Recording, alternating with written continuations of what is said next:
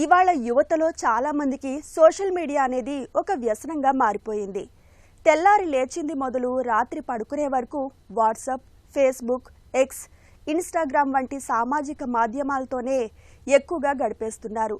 ఇవి చాలదన్నట్లు వేళాపాళా లేకుండా వచ్చిపడే ఈమెయిళ్లు, వెబ్సైట్లలో సమాచార శోధనతో తీరికనిదే లేకుండా పోతుంది. ఇలాంటి డిజిటల్ వాతావరణం నేటి తరంలో ఆనందాన్ని తగ్గిస్తోందని వరల్డ్ హ్యాపీనెస్ రిపోర్ట్ పేర్కొంటుంది.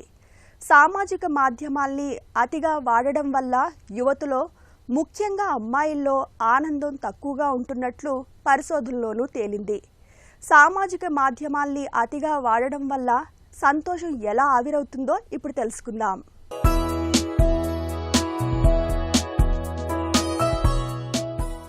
సామాజిక మాధ్యమాలు నిజానికి పెద్ద హానికరం కాదు, కానీ వాటిని అతిగా వాడటమే సమస్యాత్మకంగా పరిణమిస్తోంది. రోజుకు 5 గంటల కన్నా ఎక్కువసేపు వీటితో గడిపే వారిలో ఆనందం పాలు తక్కువగా ఉంటున్నాయి. అదే సమయంలో ఒత్తిడి, కుంగుబాటు లక్షణాలు, ఇతరులతో తమను ప్రతికూలంగా పోల్చుకోవటం మరింత ఎక్కువగా కనిపిస్తున్నాయి. సామాజిక మాధ్యమాల మీద ఆధారపడే వారిలో, ఆన్లైన్ ఇన్ఫ్లుయెన్సర్లను అనుసరించే వారిలో ఇవి ఇంకాస్త ప్రస్ఫుటంగానూ ఉంటున్నాయని నిపుణులు చెబుతున్నారు.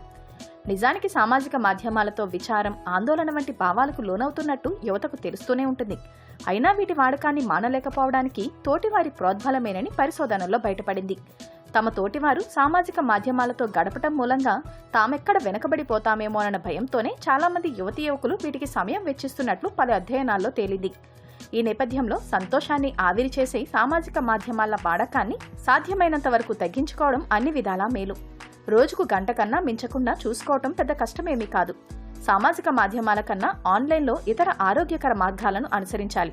ఇలా ఉంటేనే పర్ఫెక్ట్ అని చెప్పే ఇన్ఫ్లుయెన్సర్లను అన్ఫాలో లేదా మ్యూట్ చేయడం ద్వారా మీడియా ఫీడ్ను తగ్గించుకోవాలి. భోజనం చేసేటప్పుడు ఫోన్ వాడకపోవటం, సెలవు రోజున యాప్స్ జోలికి వెళ్లకపోవటం, రాత్రి 9 తర్వాత స్క్రోలింగ్ చేయకపోవటం వంటి నిబంధనలు పెట్టుకుని ఖచ్చితంగా పాటించాలి. సామాజిక మాధ్యమాల వాడకాన్ని తగ్గించి ఆ సమయంలో ఆటలు, క్లబ్లకి వెళ్లటం, స్వచ్ఛంద కార్యక్రమాలు చేయటం, పుస్తకాలు చదువుకోవటం వంటి వాటికి వెచ్చించాలి.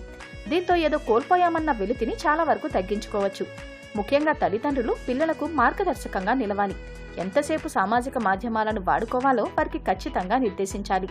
వీటి వాడకంతో వనుగూరే లాభనష్టాల గురించి వారితో చర్చించాలి. అప్పుడే సామాజిక మాధ్యమాలతో తలెత్తే సమస్యల్ని చాలా వరకు నివారించుకోవచ్చు.